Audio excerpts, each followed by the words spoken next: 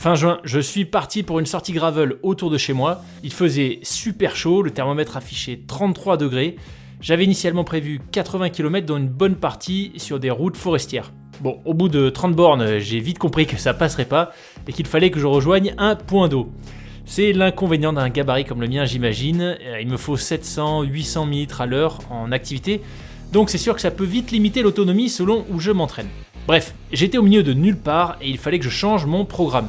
Je n'avais pas de plan B concernant mon itinéraire, j'en ai donc créé un nouveau via l'appli Open Runner, en faisant en sorte qu'il passe par un village qui était à une dizaine de kilomètres de là où je me trouvais, puis qu'il me ramène à la maison. Ça m'a littéralement pris moins d'1 minute de créer la trace et de l'envoyer sur mon GPS Garmin. Au final, j'ai roulé 68 bornes, bon c'était quand même une chouette sortie, mais avec cette chaleur terrible, j'étais franchement bien content à ce moment-là d'être un utilisateur Open Runner et d'avoir pu ajuster mon programme à la volée.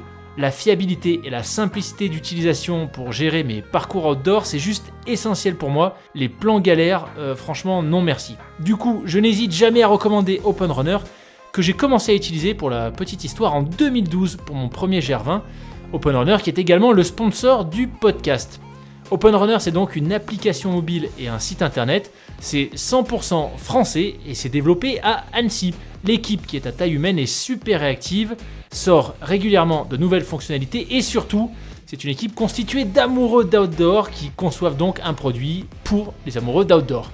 Allez, je vous donne mon top 3 des fonctionnalités que je préfère. La première, c'est clairement les fonds de carte IGN Topo 25, le must en France en termes de cartographie. La deuxième, c'est l'éditeur de parcours qui est juste super puissant. Ça vous donne le profil altimétrique, vous pouvez faire des fusions de parcours, de l'ajout de points d'intérêt. Bref, franchement, je dois utiliser peut-être 20% de ce qui est possible et je me régale. Et la troisième, c'est spécifique aux sorties vélo. C'est l'algorithme qui permet de créer des parcours typés plutôt route ou alors gravel cyclotourisme.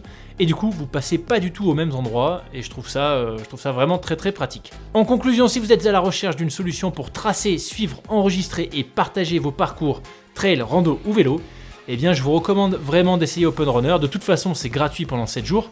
Et si vous êtes convaincu, bonne nouvelle, vous pouvez bénéficier de 20% de remise sur l'abonnement Explorer avec le code FRAP20, FRAP20. Attention, cette offre expirera le 31 juillet 2024, donc dépêchez-vous.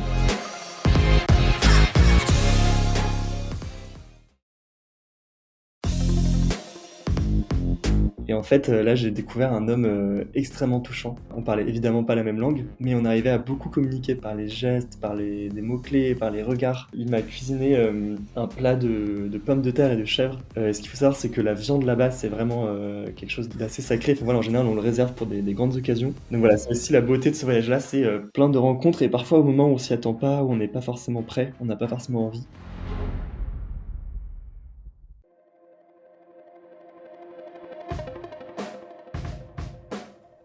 Vous écoutez Les Frappés, le podcast de celles et ceux qui se dépassent. Je suis votre hôte Loïc, ancien sportif de haut niveau en judo, coach préparateur mental et amoureux d'activités outdoor en tout genre. Ma conviction, c'est qu'on a tous un frappé au potentiel exceptionnel qui sommeille en nous. J'ai créé ce podcast pour vous faire découvrir des femmes et des hommes qui ont osé le réveiller. Mes invités sont des athlètes de tout niveau, des aventuriers professionnels, des voyageuses au long cours, des entrepreneuses ou encore des militaires, des forces spéciales. Toutes et tous partagent à mon micro des récits inspirants qui vont vous faire passer à l'action. Attention, une écoute régulière peut entraîner des changements positifs irrévocables dans vos vies. Cette semaine, je reçois Vianney qui vient nous parler de son grand voyage qu'il a réalisé en autostop et chez l'habitant pendant 80 jours depuis Aix-en-Provence jusqu'à Bichkek au Kirghizistan. 80 jours d'aventure, de galères, mais aussi de magnifiques rencontres qui ont changé sa vision du voyage et qui lui ont redonné foi en la capacité de l'humanité à faire face aux grands enjeux de notre temps. Je vous souhaite une excellente écoute et juste avant ça, je tiens à remercier toutes celles et ceux qui soutiennent financièrement le podcast sur Tipeee et qui permettent ainsi au frappé de maintenir son indépendance, c'est-à-dire concrètement d'éviter les pubs. Si vous souhaitez les rejoindre, eh bien rendez-vous sur tipeee.com/les-frappés. Autrement, le lien est en description. Merci beaucoup, chaque euro compte.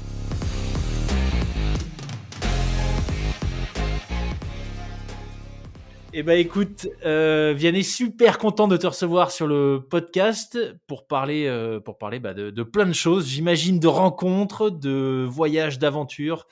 d'imprévus, de paysages très certainement incroyables.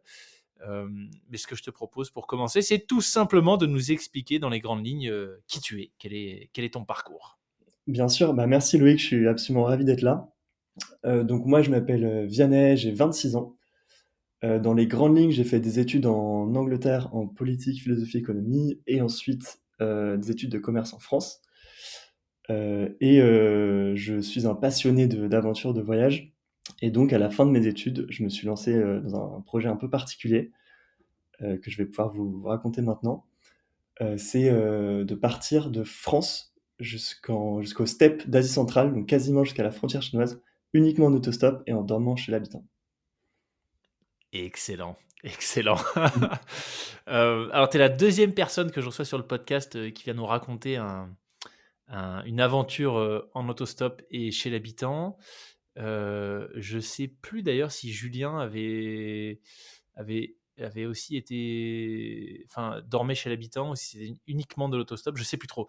Mais en tout cas, lui, c'était en Patagonie. Si l'épisode vous intéresse, après avoir écouté Vianney, eh ben, foncez, le lien est en description. Donc, bah, très content qu'on parle de cette manière de voyager un petit peu différente. Comment est-ce que toi, tu as découvert l'autostop et qu'est-ce qui t'a amené à un moment donné à te dire bah, allez, vas-y, go, je vais partir quasiment jusqu'en Chine en autostop et chez l'habitant. Ouais, alors l'autostop, j'en avais déjà fait un petit peu avant en France avec des amis en vacances. Donc on se lançait souvent des défis de partir à une destination qu'on avait choisie en stop et on se formait en général des équipes de deux et on faisait des petites courses comme ça. Donc j'avais un peu découvert le stop dans un cadre voilà, de vacances, de plaisir. Et aussi j'avais eu l'opportunité de faire un autre voyage, donc avant celui-ci, où c'était en plein Covid. Je m'étais retrouvé au Costa Rica avec des copains et j'avais un embarquement en voilier qui rentrait en France, au Mexique. Et donc j'ai traversé l'Amérique centrale en stop. Et il y avait aussi un peu de bus et un peu de moto, mais globalement beaucoup de stop aussi. Et en fait, voilà, j'ai beaucoup apprécié cette forme de voyage. Et je m'étais dit, bah, un jour, il faudra que je fasse un voyage plus long de cette manière-là. Et c'est comme ça que je me suis lancé ce défi-là. Ok, donc c'est pas quelque chose que tu as découvert à travers cette grosse aventure, mais pour le coup, qu'est-ce qui fait que tu as accroché avec tu vois, ce mode de déplacement au point de décider de le faire, enfin en tout cas de voyager de cette façon pendant plusieurs mois. Ouais, sur une si longue distance. Ouais. En fait, je connaissais cette manière de voyager, mais c'est vrai que je la connaissais pas sur une distance aussi longue et sur un temps aussi long. Donc là, le voyage a duré plus de 80 jours. Et en fait, ce que j'appréciais, mais j'ai mis du temps à l'apprécier en fait au début, ça a été assez difficile. Mais ce que j'ai fini par apprécier, c'est vraiment déjà l'attente qui au début, je le voyais vraiment comme quelque chose de, voilà, de négatif, de pénible, de long. Et en fait, j'ai appris à transformer ça en un moment de, voilà, d'intériorité, de joie, de contemplation. Mais voilà, ça m'a demandé plusieurs semaines de voyage en stop, donc c'est pas quelque chose qui a été facile. Et ensuite, évidemment, ce que j'ai absolument adoré, c'est les rencontres. C'est-à-dire la diversité de gens, de profils qu'on peut trouver en autostop. En fait, voilà, il y a pas de filtre, on voit absolument de tout. Donc, du PDG jusqu'à l'ouvrier, enfin voilà, il y a toutes les classes sociales. Aussi, bah, moi, du coup, j'ai eu beaucoup de diversité de pays. Donc ça, c'est quelque chose que j'ai vraiment adoré. Je suis monté dans plus de 200 véhicules sur les 80 jours. Donc ça fait quand même pas mal de monde. Ouais, ouais, j'imagine. Avec, je suppose, au fil du voyage aussi des différences, sûrement culturelles, d'ailleurs les gens comprenaient tous le fait de voyager, en autostop? Enfin notamment en Europe, Alors, les gens ne comprenaient pas tous la démarche. C'est-à-dire qu'on me demandait souvent, mais OK, mais pourquoi tu fais ça? C'est quoi le but? Et c'est toujours assez difficile de donner un but à un voyage en amont. Hem, donc non, les gens comprenaient pas très bien, les gens, aussi ne comprenaient pas forcément la réalité de cette manière de voyager. Enfin voilà, la plupart n'en avaient jamais fait. Et en même temps, du coup, ça permettait vraiment de tout de suite, aborder des discussions, assez belles et assez profondes sur, justement, ce que les gens, enfin sur leur manière de voyager, leur manière d'envisager, la vie, leur manière de ouais, d'interagir, etc. Donc c'était tout de suite, en fait, ça amène des discussions assez profondes, en fait. Donc ça, c'était un point d'entrée assez facile de dire, bah voilà comment je Ouais, voyage. J'arrive de tel pays, j'ai déjà traversé tant de kilomètres. Et en fait, voilà, très vite, ça crée un lien. trop bien. Et pourquoi du coup, pour conclure sur la partie un peu, les questions un peu high level sur le trip, pourquoi cette direction? Pourquoi est-ce que tu as décidé de partir vers la Chine et pas ailleurs? Ouais, alors du coup, donc comme je te disais, j'avais fait un voyage précédemment, où j'étais du coup parti, en Amérique centrale et rentré à la voile d'Amérique centrale jusqu'en France. Et donc, je m'étais dit: «Voilà, maintenant j'ai envie d'aller de l'autre côté», donc un voyage complètement différent. Et aussi j'avais une forme de fascination pour, toute cette région du monde, qui est l'Asie centrale. Donc l'Asie centrale concrètement, c'est vraiment, les anciennes républiques soviétiques, donc le Kirghizistan, le Tadjikistan, l'Ouzbékistan et le Kazakhstan. Tous les pays en stan comme on dit. Et en fait, c'est des pays, que je connaissais très mal à l'époque et je voulais vraiment, voilà, aller voir de mes propres yeux ce qu'il y avait sur place. Et donc c'est vraiment comme ça que j'ai choisi cette destination. Et je voulais aussi y aller de manière, bah, un peu plus éco-responsable, donc je me suis dit: «Allez, le stop, c'est parfait, ça coche pas mal de cases». Excellent. Ouais, c'est vrai que tout ce coin-là, enfin, il y a vraiment, je sais pas si c'est le cas pour tout le monde, mais moi, il y a des noms de lieux, tu vois, de massifs qui, tout de suite, me font voyager. Le Pamir, Le tu vois, Pamir, c'est ah ouais, ouais, c'est carrément. clair. Ouais, carrément. Ouais, c'était un de mes goals, d'aller là-bas, clairement. Ouais, on en avait pas mal parlé d'ailleurs avec, Florian Coupé que tu connais, qui a fait, Paris, alors je me rappelle plus Corée du du Sud, il me semble. ouais, la Corée du Sud, j'ai essayé de retrouver le nom de la ville où il a atterri en Corée du Sud, mais je vais pas tenter de le prononcer. Mais, on avait aussi parlé, enfin, il m'expliquait que lui, son grand regret, c'est que justement, il avait pas pu passer, par le Pamir. Il me semble que c'était pour des raisons d'enneigement, je crois, ou enfin, je sais plus Ouais, trop, bah, de non, en frontières fait, je pense fermées. que j'avais eu le même problème que lui. En fait, il y a des conflits entre le Kirghizistan et le Tadjikistan.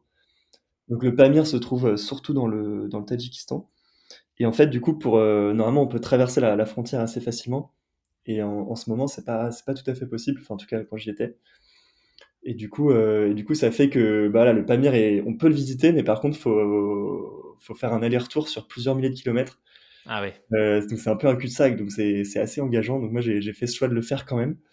Mais du coup, j'ai fait du stop à l'aller et au retour, sur une route, donc pour ceux qui connaissent pas, le Pamir, c'est une route, absolument mythique à plus de, voilà, entre 2000 et 5000 mètres d'altitude avec des cols, assez hauts et des montagnes, assez incroyables.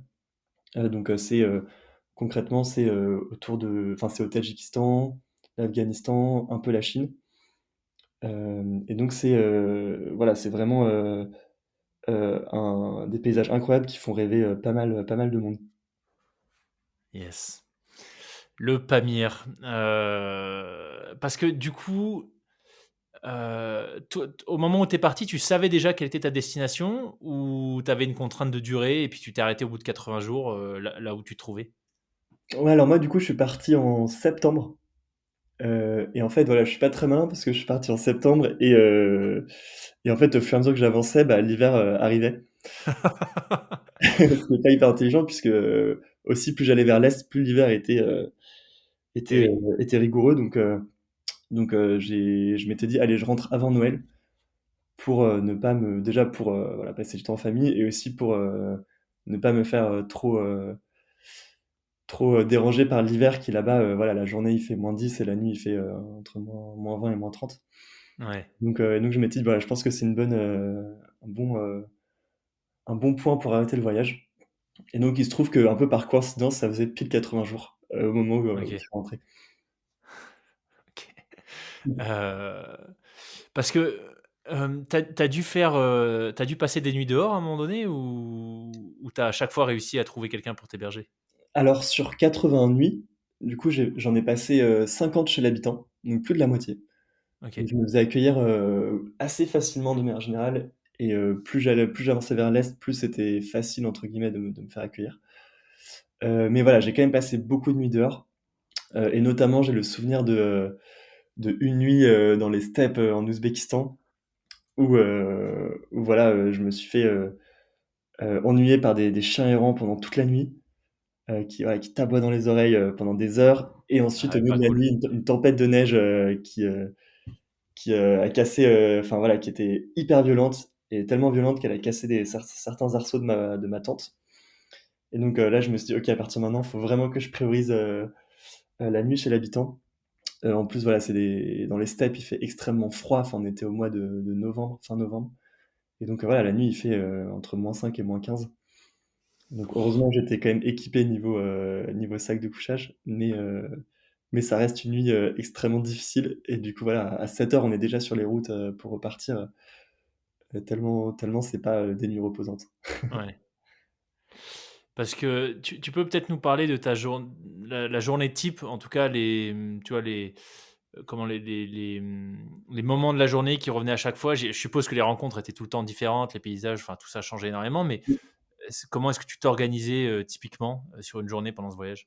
Ouais, carrément. Alors en fait, ce qu'il faut savoir, c'est que quand on loge chez l'habitant, en général, on se lève tôt parce que les gens vont travailler. Donc je me réveillais voilà, vers 7 heures. En général, à 7h30, 8 heures, j'étais déjà sur les routes. Et donc en fait, là, voilà, c'est une routine assez, assez simple en fait. On se met sur le bord de la route, on lève le pouce et on attend qu'une voiture s'arrête. Donc parfois ça dure 5 minutes, parfois ça dure 3 heures. Donc faut être un peu patient. Et en général, voilà, c'est très dur d'avoir une routine puisque parfois la personne nous emmène directement là où on veut, parfois on doit passer par plein de petites voitures qui nous emmènent seulement de quelques kilomètres. Et donc en général aussi les gens sont voilà, extrêmement généreux, extrêmement ouverts. Et donc beaucoup m'offraient le café sur la route ou un déjeuner. Donc ça, c'était vraiment l'occasion de, voilà, de prendre le temps de vraiment rencontrer la personne qui me prenait en stop, de vraiment voilà, aussi peut-être parfois la remercier. Donc de temps en temps, j'essaie de payer moi-même le déjeuner, même si dans la plupart des pays, en fait, c'était quasiment impossible de payer soi-même. C'était une question de C'est principe. vrai? L'étranger, on lui paye son déjeuner. Oui, ça, c'est assez frappant. Et ensuite, donc en fait, ça dure toute la journée. Donc moi, j'ai vraiment pas mal tracé, en fait, parce que voilà, je m'arrêtais pas forcément pour visiter des endroits. Enfin voilà, ce que je voulais visiter, c'était vraiment les gens et leur culture. Et donc je m'intéressais plus à ce que me racontaient les gens qu'aux lieux plutôt touristiques, etc. Donc j'avançais pas mal et aussi voilà, beaucoup de contemplation sur la route en regardant les paysages etc. Et à un moment, donc moi j'avais des journées assez courtes vu que l'hiver approchait. Et donc assez tôt, en fait, il faut réfléchir à où est-ce qu'on va dormir. Et donc là, c'était pas évident parce que voilà, les gens vont pas forcément naturellement accueillir. Et donc moi, la technique qui marchait le mieux, en fait, c'était vraiment de sympathiser avec la dernière personne qui me prenait en stop. Lui montrer que voilà, j'étais digne de confiance, et en fait, faire en sorte que l'idée vienne naturellement de lui. Donc en général, en lui parlant de mon projet, il me demandait: «Voilà, où est-ce que tu dors ce soir?» Donc je dis: «Ah bah, je sais pas encore, en général, je dors chez l'habitant». Et donc très vite, en fait, les gens avaient l'idée de dire: «Ah bah, tu peux dormir chez moi ou tu peux dormir chez ma tante ou chez mon cousin», et donc ça allait assez vite. Et donc ça, c'est un peu une journée type. Après, il y a évidemment l'accueil chez l'habitant qui est différent à chaque fois, mais aussi à chaque fois un moment souvent très convivial, avec un bon dîner et ensuite, beaucoup de partage, bah, voilà, sur nos cultures, sur Mmh. notre quotidien, sur aussi la nourriture, enfin sur la gastronomie, sur plein de choses. Et en général, voilà, moi j'avais un tapis de sol et un sac de couchage, donc je dormais par terre. Et le lendemain, bah, rebelote, redépart à 7 heures du matin, enfin 7 8 heures. Et donc en fait, c'est assez épuisant en fait comme manière de voyager, mine de rien, parce que on est tout le temps dans la rencontre de l'autre. Moi qui suis quelqu'un d'assez introverti, ça a été extrêmement difficile pour moi et ça a été un sacré challenge. Mais je dirais que ça m'a beaucoup ouvert, tu vois, il y a beaucoup de choses que j'étais incapable de faire avant et qui m'ont vraiment permis de sortir à fond de ma zone de confort. Comme quoi, par exemple? Qu'est-ce que tu fais aujourd'hui que tu faisais pas avant depuis ce voyage? Moi, par exemple, aller aborder quelqu'un à un événement, quelqu'un que je connais pas, bah, voilà, pour lui parler d'un projet ou pour lui partager, une demande, Voilà, ça, c'est quelque chose qui me terrifiait avant, tu vois, d'aller aborder les gens.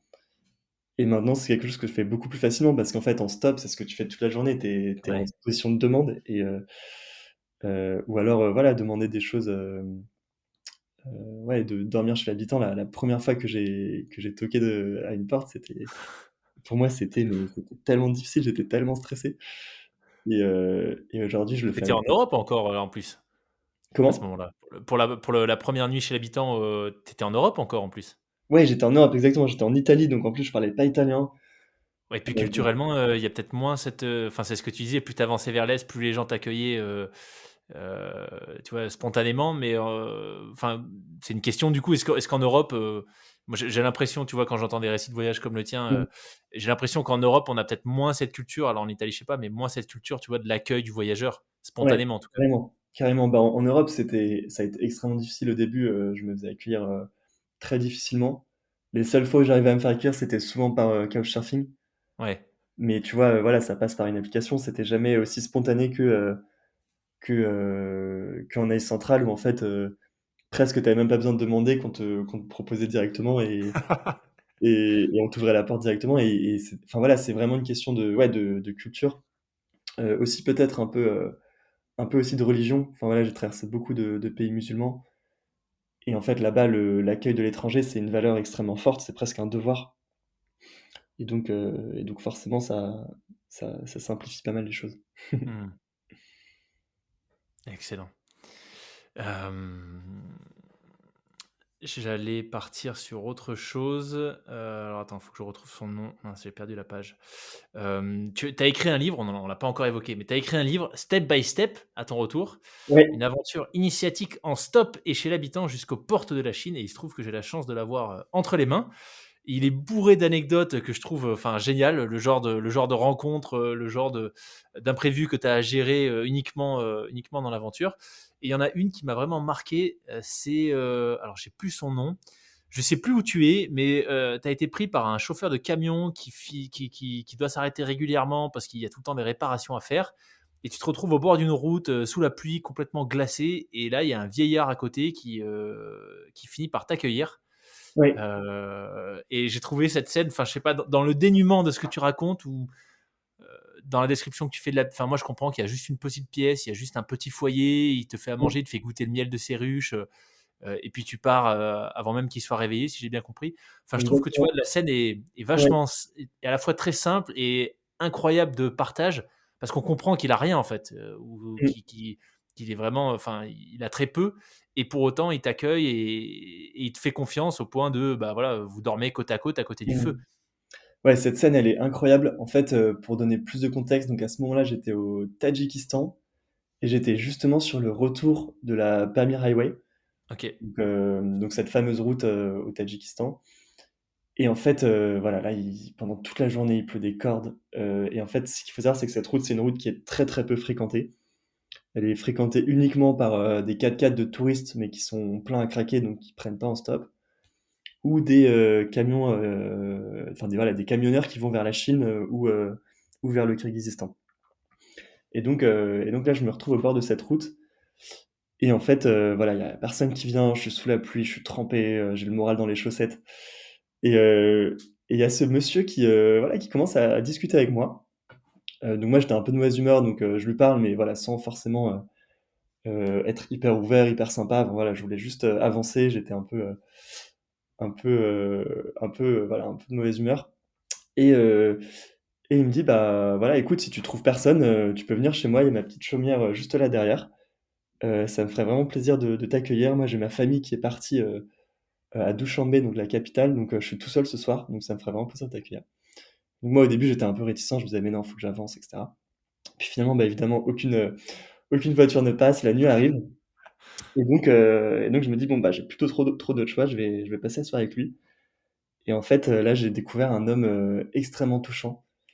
Donc on parlait évidemment pas la même langue, mais on arrivait à beaucoup communiquer par les gestes, par des mots-clés, par les regards, et en fait, voilà, je lui ai raconté un peu mon voyage, il m'a raconté, son histoire, l'histoire de sa famille.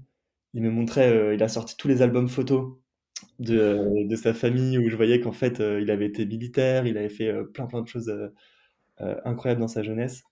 Il montrait des photos de sa femme, de ses enfants, enfin voilà, c'était un beau moment de partage et aussi, il m'a cuisiné, un plat de pommes de terre et de chèvre. Ce qu'il faut savoir, c'est que la viande là-bas, c'est vraiment, quelque chose d'assez sacré. Enfin voilà, en général, on le réserve pour des grandes occasions et lui s'est dit: «Bon allez, j'ai un étranger, donc je vais lui cuisiner de la viande» et donc ça, c'était extrêmement touchant pour moi de voir qu'il s'était mis à cuisiner rien que pour moi, de la viande qui, voilà, qui coûte quand même objectivement cher dans ces pays-là. Il a sorti du miel de ses ruches, enfin voilà, c'était un moment extrêmement beau, extrêmement touchant et on s'est vraiment endormis côte à côte, comme, enfin j'avais plus l'impression d'être un étranger et lui l'autre, mais vraiment comme 2 frères et c'était extrêmement beau et le lendemain je suis reparti et c'était assez émouvant de le quitter alors que voilà, j'étais pas du tout réceptif au début à une rencontre comme ça. Donc voilà, Mmh. c'est aussi la beauté de ce voyage-là, c'est, plein de rencontres et parfois au moment où on s'y attend pas, où on n'est pas forcément prêt, on n'a pas forcément envie et en fait voilà, l'enjeu c'est vraiment de rester ouvert à tout moment, dans le voyage. Tu penses que tu pourras revoyager de manière, plus classique maintenant que tu as vécu, ce genre d'aventure où la part de rencontre est tellement forte? Bah, écoute, c'est une bonne question. Évidemment, je pense que je serais amené à voyager de manière plus classique. Après moi, ce qui me fait vraiment vibrer, c'est justement, voyager avec un défi, avec une notion de dépassement de soi. Donc, là, on parle de stop, mais voilà, moi, comme Florian, je serais ravi de faire un grand voyage à vélo, un grand voyage, voilà, j'ai déjà fait beaucoup de voile aussi, donc ça, c'est une manière de voyager qui me plaît beaucoup. À pied aussi, je pense que j'apprécie beaucoup aussi, l'intériorité, la contemplation, de la marche. Quelque chose qui me plaît énormément et où il y a aussi cette dimension de rencontre, quand on marche et on peut aussi, choisir de loger chez l'habitant. Donc voilà, j'essaye toujours Mmh. quand je voyage, de mettre un peu une dimension un peu plus, autre que juste, du plaisir pur et dur, mais aussi voilà, une notion de sortie de sa zone de confort, de ma zone de confort pour idéalement, me dépasser moi-même et aussi aller vers l'autre. Mmh. C'est peut-être ça d'ailleurs quelque part qui rend le voyage, encore plus beau, encore plus riche. Enfin, je sais pas ce que tu en penses, mais tu Bah, vois, quand tu parles carrément. de défis, de dépassement, je me dis: «Bah, ouais, c'est peut-être plus intéressant ça». Enfin, moi, je sais que ça me parle plus ce que tu viens d'expliquer que, tu vois, prendre l'avion et aller 4 jours à New York, vous manger dans des restos, qui sont dans les guides du routard et cetera. Enfin, c'est très bien aussi, mais heu, ouais, j'imagine qu'on a Ouais, des je pense que affinités avec un type de voyage, plus qu'un autre, quoi. ça correspond à des envies différentes Ouais. et en fait, je pense que quand on a le temps et qu'on a l'énergie et qu'on a, l'envie, bah, en fait, c'est extrêmement enrichissant et même si, voilà, il y aura des difficultés, il y aura des galères, il y aura des épreuves, en fait, on grandit beaucoup plus et voilà, après, c'est un privilège de pouvoir le faire, mais si on a la chance de pouvoir le faire, je pense que c'est évidemment, quelque chose qui apporte énormément. Je suis bien d'accord avec toi. Et Là, tu viens d'évoquer, tu vois, une anecdote en particulier, d'un ce qui a l'air d'être un super, souvenir, cette rencontre avec cet homme. Je suppose qu'il y a eu des imprévus, peut-être un peu moins agréables, ouais, au-delà de l'attente, sur le bord des routes, surtout quand on voit, bah, voilà, tu as traversé quand même un certain nombre de pays, mmh, dont quelques-uns qui sont pas nécessairement, les plus stables, politiquement ou oui. voilà. Est-ce qu'il y en aurait quelques-unes que tu pourrais peut-être, nous partager? Ouais, bien sûr. Alors, voilà, il faut pas, s'imaginer que le stop, c'est, voilà, on trouve des voitures tout le temps et ça avance tranquillement et voilà, il y a eu évidemment, au-delà de juste la pénibilité de la manière de voyager, il y avait aussi pas mal d'imprévus, ouais, exactement géopolitiques, sur ma route. Donc j'étais un peu sur la route de la soie, donc vers la Chine et donc en Europe, j'ai pu avancer très rapidement jusqu'en Turquie, et en fait, arrivé en Turquie, j'ai essayé de passer en Géorgie. Donc là, j'ai eu une petite galère, une petite mésaventure. Quand j'arrive au poste frontière, géorgien, en fait, on m'explique que, bah, qu'ils trouvent pas le tampon turc sur, mon passeport et Ah, donc là, coup dur et je comprends pas parce que, voilà, je suis bien passé par le poste frontière turc, donc pour moi, tout était enfin, voilà, j'étais en règle, il y avait pas de problème et en fait, ce qui s'était passé, c'est que, en passant la frontière, entre la Grèce et la Turquie, j'étais passé dans un camion enfin, j'étais monté dans un camion, pour passer cette frontière parce que c'est une frontière, voilà, extrêmement contrôlée et on peut pas passer à pied. Et donc en sortant du camion, j'avais juste poursuivi ma route et j'avais oublié de passer par le guichet qui tamponnait le passeport. Et donc je me retrouve là-bas, sans tampon. Et là, en fait, je me retrouve face à des policiers extrêmement agressifs qui me disent, «Bah, écoute, il faut que tu sortes immédiatement du pays, il faut que tu retournes de là où tu viens». Et donc, de là où je venais, c'était, concrètement, 2000 kilomètres d'autostop parce que la Turquie, c'est un pays immense. Et donc ça voulait dire, 2 semaines de stop aller, 2 semaines de stop retour. Donc ça me Waouh. faisait perdre un mois et donc avec l'arrivée de l'hiver, en fait, enfin, c'était pas du tout réaliste de pouvoir continuer comme ça et donc ça voulait dire la fin du voyage. Donc là, j'ai vraiment été confronté à, la fin, de ce voyage, que voilà, sur lequel j'avais mis tant d'espoir, tant d'envie et donc ça a été un moment extrêmement difficile. Donc j'ai pris une nuit pour, voilà, pour un peu, me dire: «Bon allez, qu'est-ce que je fais?» Pour reprendre quelques forces aussi parce que j'étais bien fatigué, après, une trentaine de jours de voyage déjà. Et en fait, pendant la nuit, je cogite et je me dis: «Mais Vianney, c'est pas possible que ton voyage s'arrête là, il faut trouver une solution».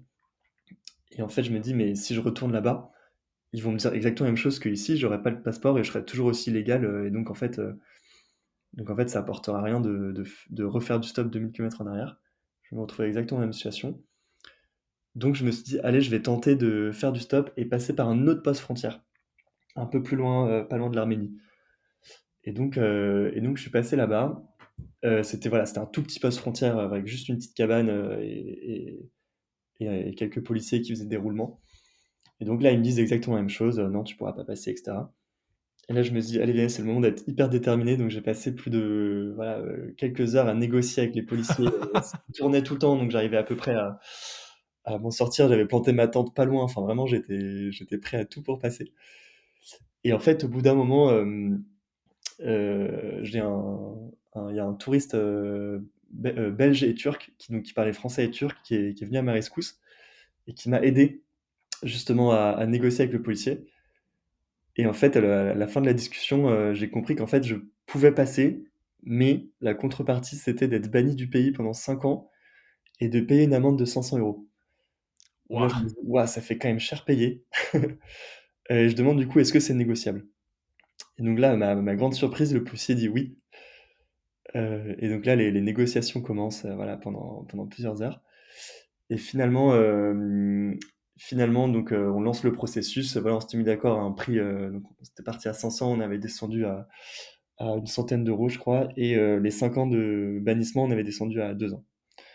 Donc je me dis: «OK, ça c'est quelque chose que je peux accepter». Et en fait, donc Mais il tu lance penses que c'était, enfin, c'était dans un cadre légal tout ça ou tu penses que c'est non, non, lui, non, non, c'était 100 légal. En fait, la Turquie, on peut pas vraiment faire de backshish parce que, c'est un pays, où ils ont énormément renforcé leurs mesures en termes de corruption. Donc en fait, tout ça, c'était légal. Ils m'avaient montré, voilà, un livret, avec un tampon, du gouvernement et cetera. Donc c'était pas un backshish, c'était vraiment, une OK, amende. Et en fait, la négociation, je pense que c'est parce que, voilà, il avait compris ma situation et il avait fini par avoir un peu d'empathie pour moi. Mais il se mettait aussi, enfin, ouais, c'était un grand risque pour lui de me laisser passer, comme ça. Et donc là, il y a des roulements de policiers, donc on est le soir tard. Et donc, je vais voir le policier, je lui demande: «Bah, où est-ce que ça en est?» Il me dit: «Bon, bah, c'est bon, tu peux passer». Donc là, je lui tends mon passeport, il le tamponne et ensuite rien. Il me dit: «Tu peux y aller». Et donc, il me fait juste un signe avec ses doigts, il me dit: «Voilà, tu es banni pendant 2 ans du pays». Mais il me demande pas d'amende. Et donc je passe comme ça en Géorgie, le soir tard. Il pleut des cordes et là, j'étais mais absolument, refait de pouvoir continuer le voyage et c'était un moment de joie intense. En fait, tout ce qui est venu après, je l'ai vraiment vécu comme du bonus parce que je me suis dit à ce moment-là, le voyage aurait pu s'arrêter donc maintenant, c'est que du kiff, que du plaisir. Donc ça a été une expérience extrêmement, une galère extrêmement forte et il y en a eu beaucoup d'autres qui ont suivi mais celle-là, c'est peut-être la plus grande. trop bien. Exactement. Génial. Ça fait tellement plaisir quand tu as des, tu te retrouves l'ascenseur émotionnel mais qui va dans le bon sens, tu vois? Oui, Tu te dis, «Ah, je vais me faire», moi ça m'était arrivé en Nouvelle-Zélande, j'étais parti en Nouvelle-Zélande, je crois que c'était entre mes 2 années de classe prépa, si j'ai bonne mémoire, ou entre la terminale et la première année de prépa, je sais plus trop.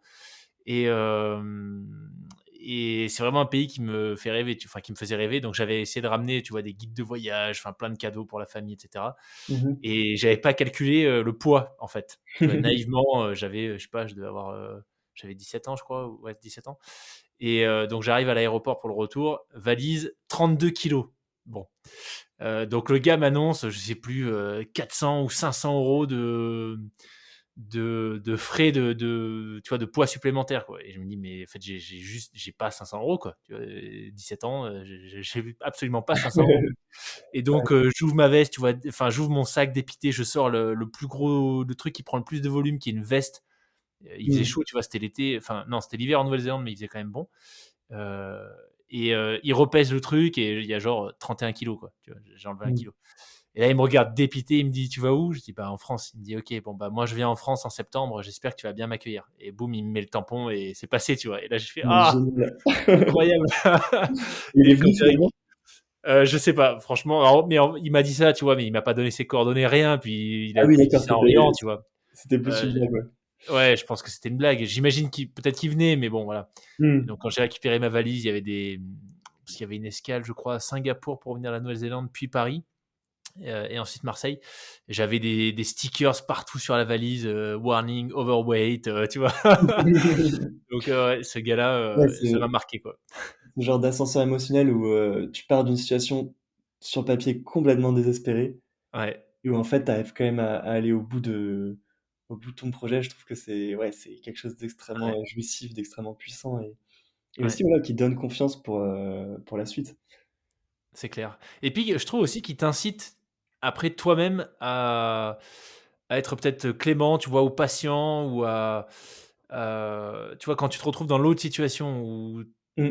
une fois que tu es dans une situation où tu peux aider quelqu'un, tu peux tendre la main, je trouve que quand tu as vécu ce genre de choses, où c'est toi qui as reçu, bah, enfin, en tout cas, moi, tu vois, plusieurs fois, ça m'a incité à donner aussi, quoi. Dire, ouais, bah, Bah, en c'est fait, clair quand je tu rends reçois l'appareil, quoi. autant, tu ressens un sentiment de ouais, il faut que tu rendes une partie de ce que tu as donné et tu es complètement Ouais, débiteur en fait, même moi je me rends compte aussi voilà, tous ces gens qui m'ont accueilli pour une nuit, bah, en fait, ils l'ont fait vraiment, de bon cœur, gratuitement et c'est extrêmement, enfin voilà, c'est extrêmement, touchant et moi je sais pas si je l'aurais fait personnellement à titre personnel, enfin en tout cas ouais, avant ce voyage-là et du coup ce que je me suis dit, c'est que chaque personne qui m'a accueilli, en fait, je mets de côté l'argent que j'aurais pu économiser en dormant, dans une auberge ou dans un hôtel et du coup, je l'ai reversé à une association justement de réfugiés et de demandeurs d'asile et en fait, ok. heu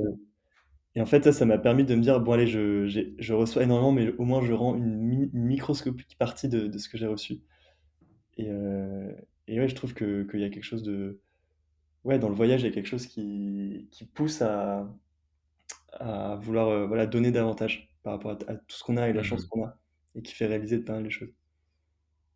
Parce que sur place, les gens, tu disais que tu l'évoquais un peu plus tôt, c'est très difficile de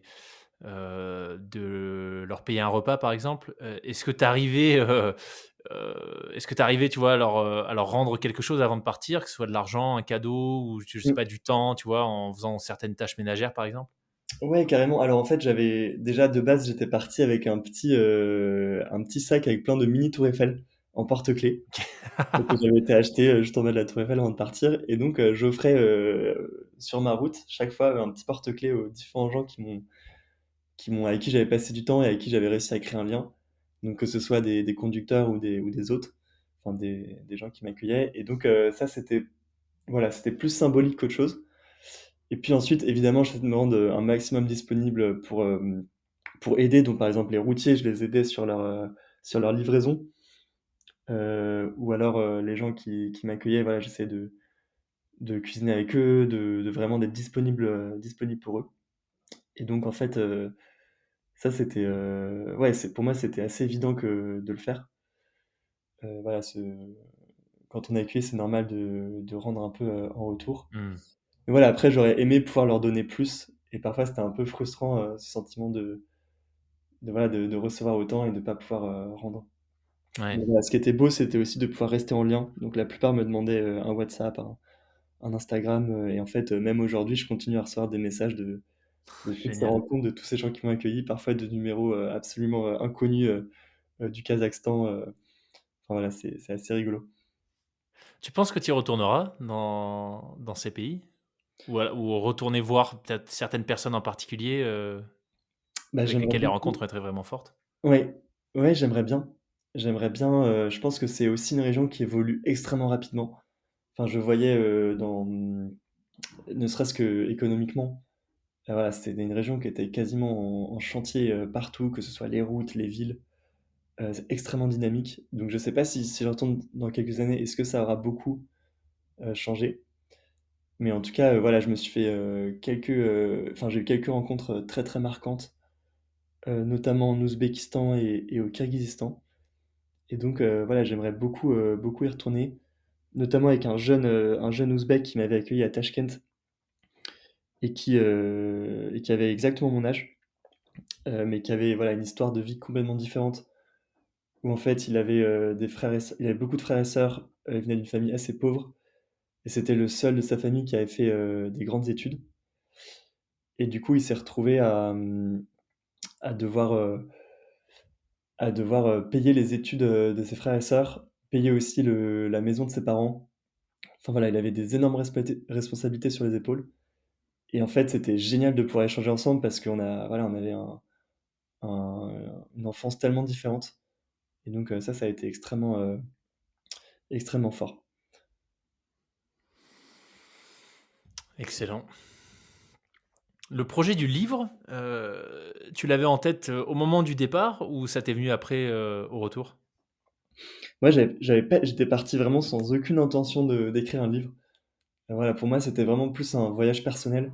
D'ailleurs, j'avais même pas voilà, je postais même pas sur les réseaux sociaux, c'était vraiment un voyage purement intérieur, purement personnel et en fait, je prenais beaucoup de voilà, comme j'avais du temps, j'étais beaucoup seul, je prenais du temps, en fait, un peu tous les soirs pour écrire ce que j'avais vécu dans ma journée, chacune des rencontres qui m'avaient marqué, des réflexions sur ma vie, sur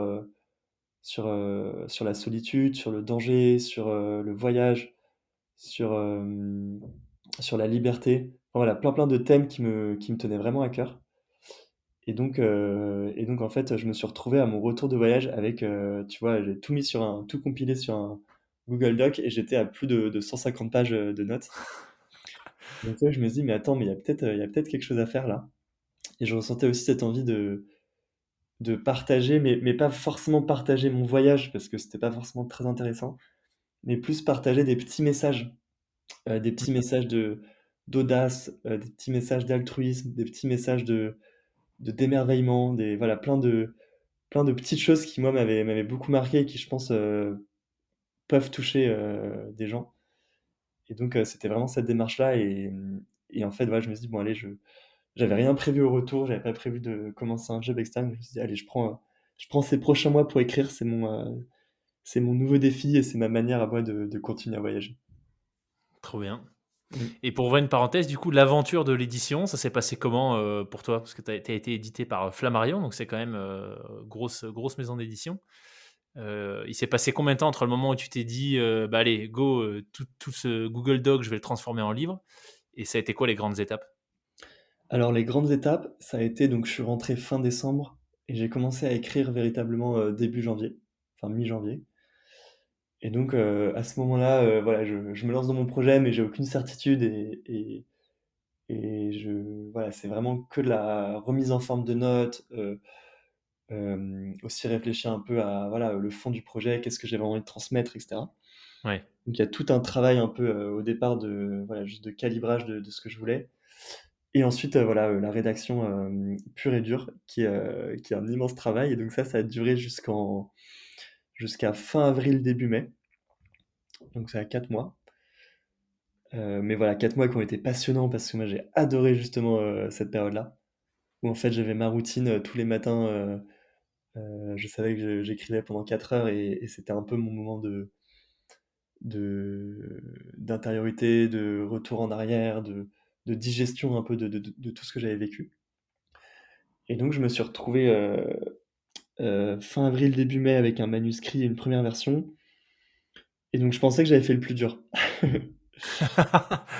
Et en fait, j'étais très loin de réaliser que c'était que le début.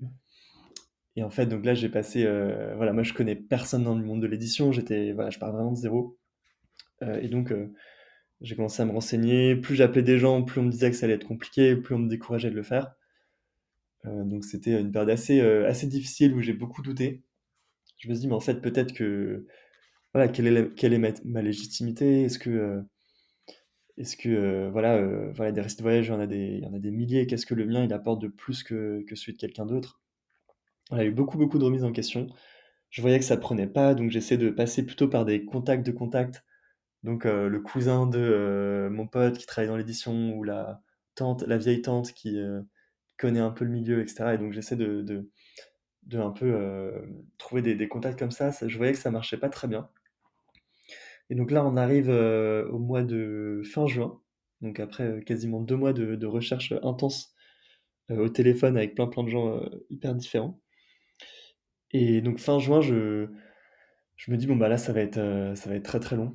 Il faut que je tente un truc, il faut que je change de méthode. Et donc là, je parlais avec mon petit frère qui est entrepreneur et qui a beaucoup l'habitude des réseaux sociaux et notamment LinkedIn, qui me dit, écoute Vianney, je pense que tu devrais tenter de faire un post LinkedIn. Et voilà, au pire, ça prend pas, mais si ça prend, ça peut vraiment t'aider dans ta recherche. Parce qu'en fait, la plupart des maisons d'édition me disaient, bah écoute Vianney, c'est génial ton projet, mais voilà, t'as pas de communauté. Enfin voilà, j'en avais pas à l'époque parce que j'avais fait le Hmm. choix de ne pas poster pendant le voyage. Et donc en fait, il y avait voilà, c'est une vraie prise de risque pour eux de pouvoir vendre le livre derrière. Et donc je me dis, allez, je me lance. Je poste sur LinkedIn. Donc on prépare un post un peu catchy avec une photo un peu catchy aussi. Voilà, j'avais la barbe gelée parce que voilà, c'était un moment où il faisait très froid au Kyrgyzstan, avec entouré de paysages de neige autour. Et en disant, bah voilà, j'ai écrit un livre, je cherche un éditeur, est-ce que vous pouvez m'aider? Et donc là, je sais pas très bien ce qui se passe, mais très vite, beaucoup voilà, c'était la première fois que je postais sur LinkedIn de ma vie. Et très vite, le post en fait commence à buzzer, enfin à prendre avec plein de gens qui repostent, qui commentent, qui like. Et donc ça a pris des proportions que je ne soupçonnais pas. Et donc à partir de là, en fait, j'ai commencé à me faire, voilà, à être contacté par une dizaine d'éditeurs Ah ouais, différents. carrément. Ouais. Et donc ça a commencé comme ça. Et donc les jours qu'on suivi, en fait, j'ai enchaîné les rendez-vous avec des éditeurs où voilà, j'avais préparé un petit dossier, un petit pitch. Et donc j'allais les voir à tour de rôle. Et en fait, celui avec qui ça s'est vraiment très très bien passé, c'est le directeur éditorial de Flammarion, qui était hyper enthousiaste du projet, qui m'a... Voilà, presque au début, je me disais, mais c'est étonnant qu'il soit aussi enthousiaste, je me méfiais beaucoup. Et donc à la fin du rendez-vous, voilà, on discute, voilà, je lui pose des questions aussi sur lui, sa vie, il me pose plein de questions sur le voyage, sur ma vie, sur ma vision des choses. Et à la fin, il me dit, bah écoute Vianney, j'adore ton projet, je suis fan, par contre, il faut quand même que je lise le manuscrit avant de m'engager. Donc si tu l'envoies, je te donne une réponse dans une semaine. Ce qui était absolument fou parce que pour moi c'est un process qui parfois peut mettre plusieurs mois. Enfin, c'est ce qu'on m'avait dit en tout cas, ça peut prendre entre 3 et 6 mois. Et donc là, le fait qu'ils me disent je te donne une réponse aussi rapidement, et en même temps, j'y croyais pas beaucoup parce que je me disais, voilà, Flammarion, c'est quand même une très grande maison, il y a très peu de chances que ça marche. Et une semaine après, je reçois le fameux mail, il me dit, bah voilà, j'ai lu ton livre, j'ai adoré, on publie l'année prochaine. Et donc en fait, il y a eu une sorte ouais, de déclencheur avec ce poste qui a en fait prouvé aux éditeurs qu'il y avait de l'engouement autour du projet, qu'il y avait une vraie curiosité des gens. Et donc, en fait, il me manquait juste ça. Il me manquait juste prouver à l'éditeur que ce livre a de l'intérêt. Et donc, ça a été une sacrée aventure en soi aussi, le processus d'édition. Excellent. Comme quoi, c'est intéressant ce que tu dis sur le premier post LinkedIn et boum, ça devient viral et ça te crée des opportunités.